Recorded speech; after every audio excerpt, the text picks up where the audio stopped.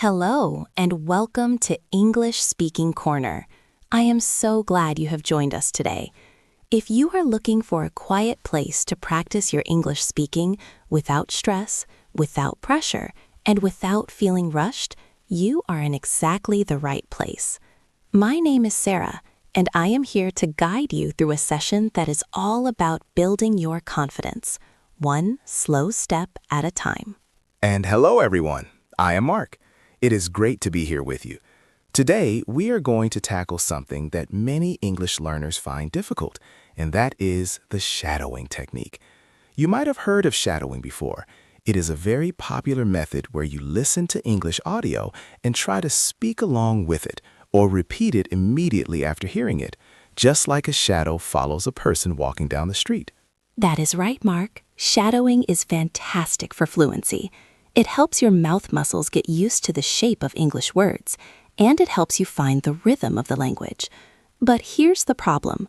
When most people try shadowing for the first time, they use a movie or a fast news report or a podcast where people are speaking at full speed. They try to keep up, but the words are flying by too fast. They stumble, they get confused, and eventually they just feel frustrated. They feel like they cannot do it. Exactly, Sarah. It is like trying to run a marathon before you have learned to jog. It is overwhelming. And when you feel overwhelmed, you stop learning. Your brain shuts down. We do not want that. We want you to feel calm and capable. So today, we are doing something different. We call this the Shadowing Starter Pack. We have written a simple, relaxing story about a peaceful Saturday morning. We are going to work through this story together, very slowly. We are going to give you plenty of space. We will speak clearly, and then we will leave a long pause, a silence, where you can speak. You don't have to rush. You don't have to worry about making a mistake. No one is listening but you. This is your safe space to experiment with your voice. So Mark, before we start the practice, tell us a little bit about why slowing down is actually the fastest way to improve. That is a great question, Sarah. When we slow down audio, our brain has time to process the individual sounds. In fast English, words blend together. Do you wanna to becomes do you wanna. If you are a beginner or intermediate learner, your brain is working very hard just to separate the words. If you try to speak at that same fast speed, your pronunciation suffers because you are skipping sounds just to keep up. By slowing down, we allow you to articulate every syllable. You build the correct muscle memory first. Once the accuracy is there, the speed will come naturally later. I love that. Accuracy first, speed later. It reminds me of learning a musical instrument. You play the song slowly until your fingers know where to go. So today, consider your voice an instrument. We are just practicing the notes. Here's how this episode will work. First, we are just going to listen. I will read the short story all the way through at a gentle, slow pace. I want you to just close your eyes if you can, or just relax your gaze and listen. Do not try to speak yet. Just let the picture of the story form in your mind. Focus on understanding the scene. After that, we will move to the main workout. We will break the story down, sentence by sentence. We will explain any interesting vocabulary or pronunciation points, and then we will play the sentence for you, followed by a pause. That pause is your time to shine. You will repeat exactly what you heard. And finally, we will look at the melody of the sentences, how our voices go up and down, because that's what makes you sound natural. Are you ready to get started, Mark? I am ready, Sarah. And to our listeners, take a deep breath.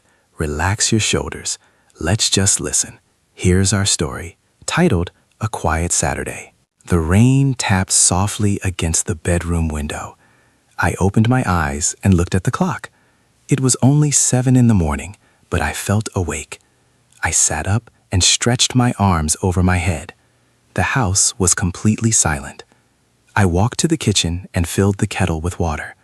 While the water boiled, I chose my favorite mug from the shelf. It was blue and white. I made a fresh cup of coffee and smelled the rich aroma. I took my coffee to the living room and sat in the big armchair by the window. I watched the rain fall on the garden. For the first time all week, I did not have to rush anywhere.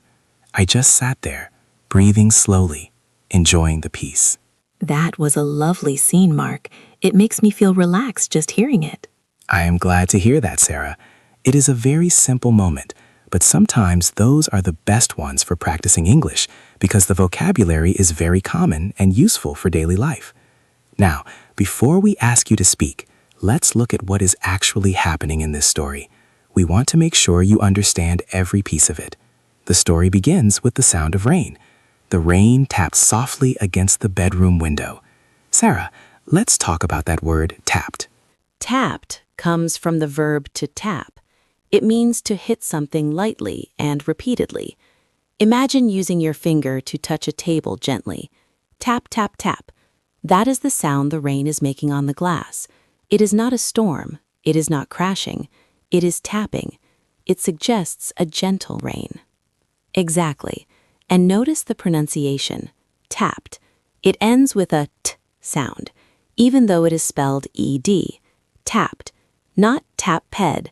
Tapped. Next, the character wakes up.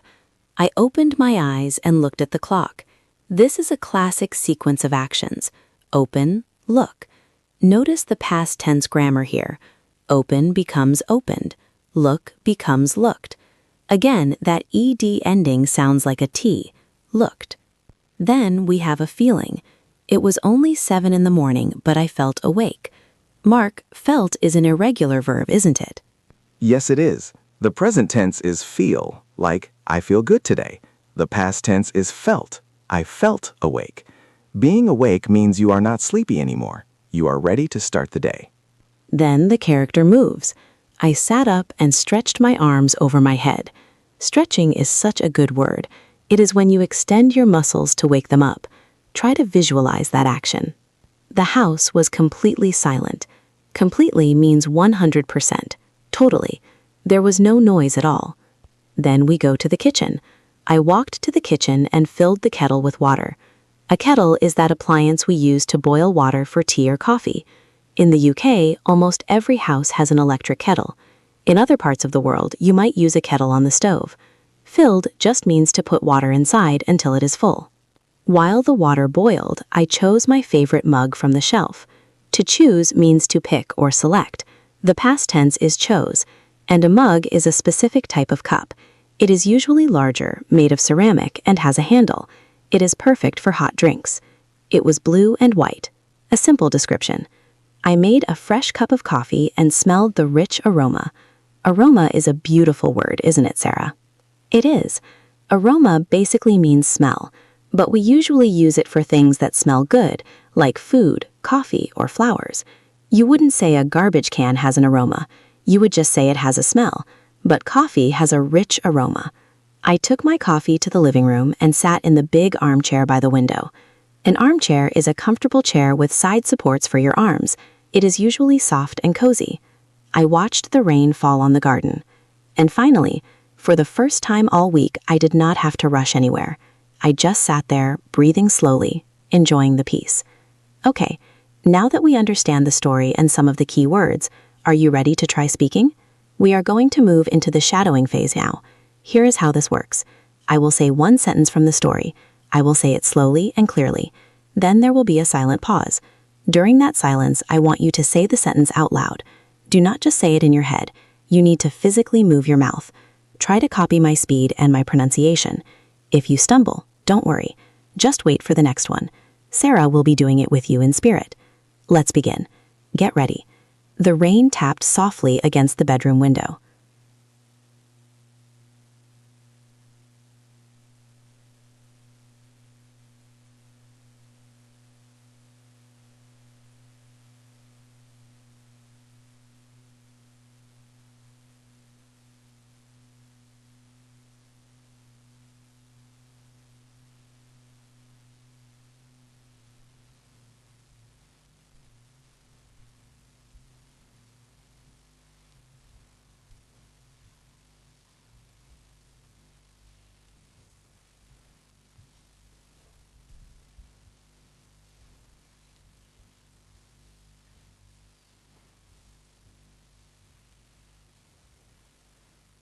Can you hear the rhythm?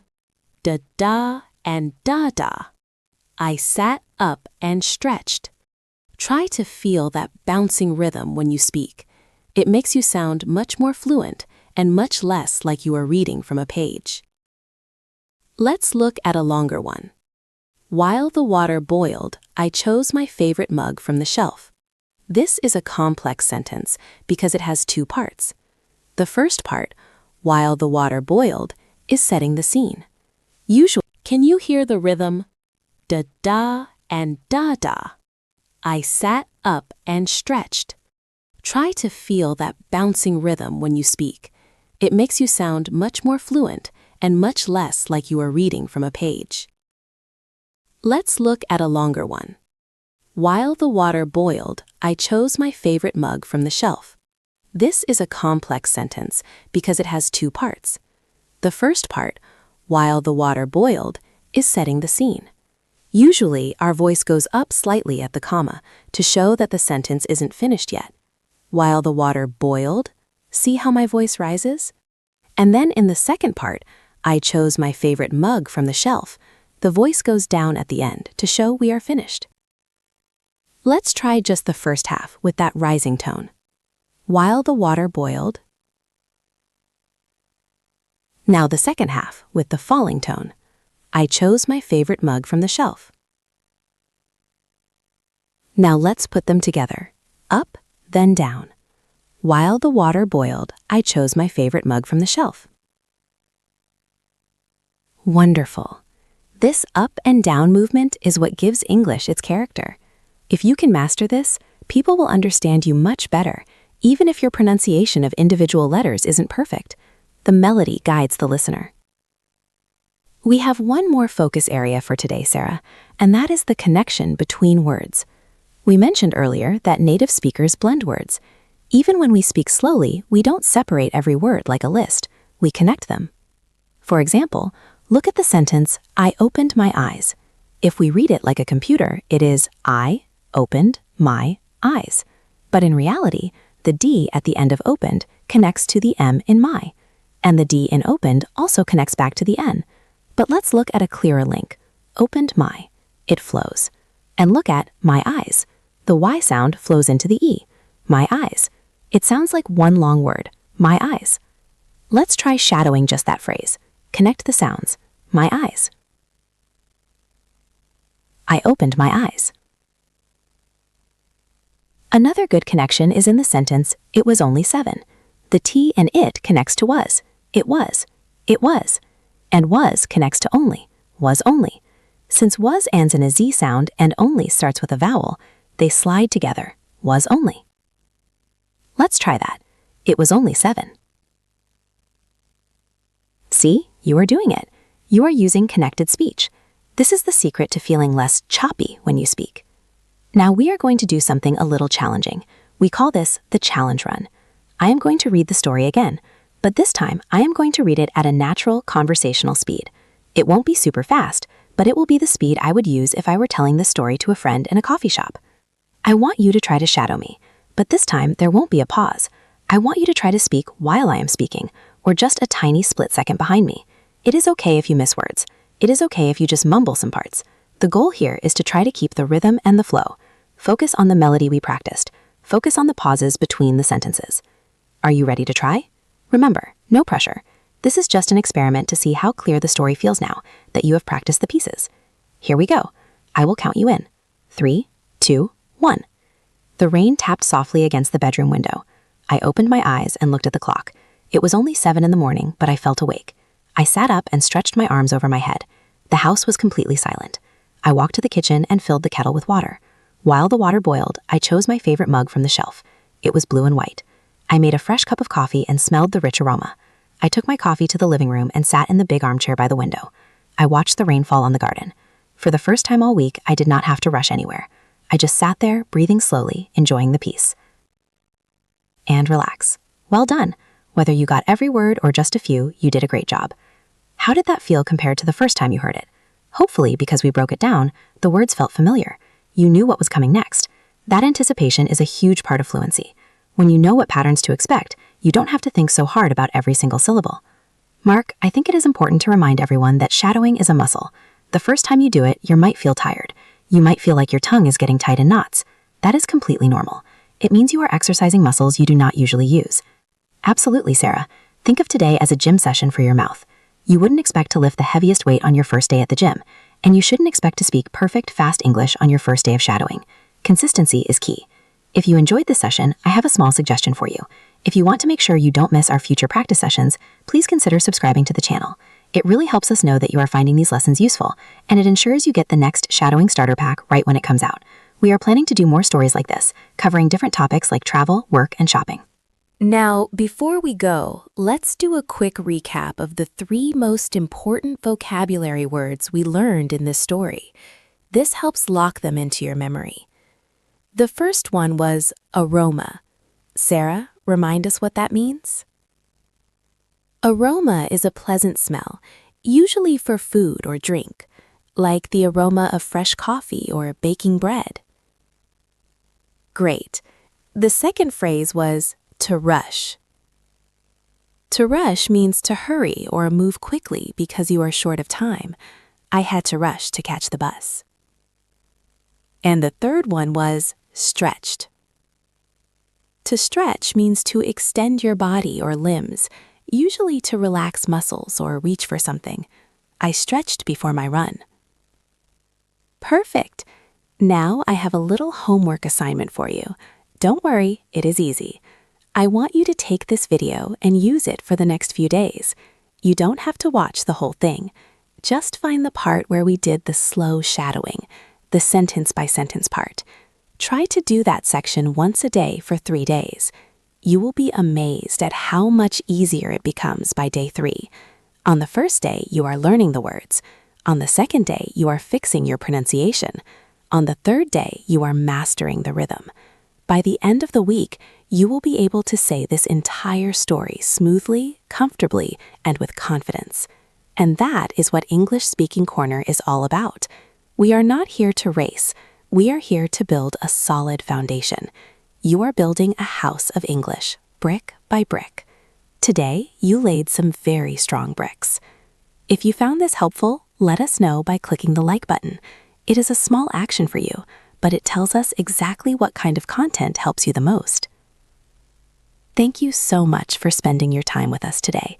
We know you have many choices for learning English, and we appreciate that you chose to spend this quiet time with us.